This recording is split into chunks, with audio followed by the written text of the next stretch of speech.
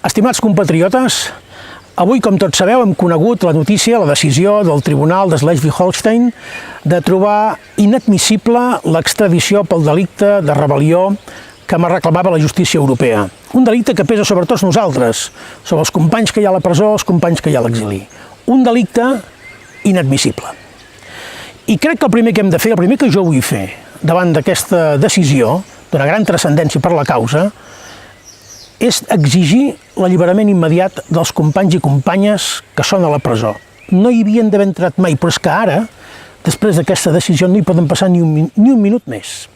És un minut d'injustícia i un minut de vergonya cada minut que passin a les presons. Per tant, si la justícia europea, com va passar a Bèlgica, com ha passat a Alemanya, com estic convençut que passarà a Escòcia i a Suïssa quan hi hagi l'oportunitat, no veu per enlloc aquest greu delicte de rebel·lió que demana l'ús de la violència i d'armes, per què, caram, la justícia espanyola continua tenint gent a la presó per un delicte inexistent? El primer que vull fer, i amb molt d'èmfasi, és reclamar la llibertat dels meus companys i companyes.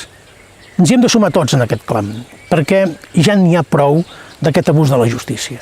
Sense justícia no hi pot haver-hi democràcia, no hi pot haver-hi llibertat. I això és el que ens ha portat fins aquí, precisament.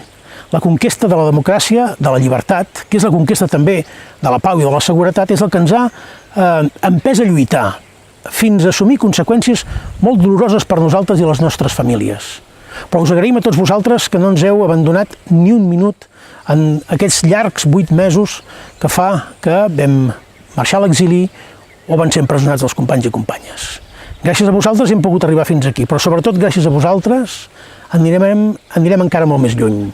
I aquest més lluny no és només la llibertat i el retorn dels presos i dels exiliats, sinó que és la llibertat de Catalunya. És el que vam votar l'1 d'octubre.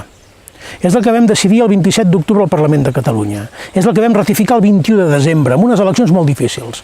És el que entre tots hem fet. Per tant, no defallim, mantinguem-nos units democràticament en pau, de manera convivencial, perquè encara ens queda un camí per recórrer fins a arribar a la plena llibertat, però sens dubte hi arribarem. Moltes gràcies.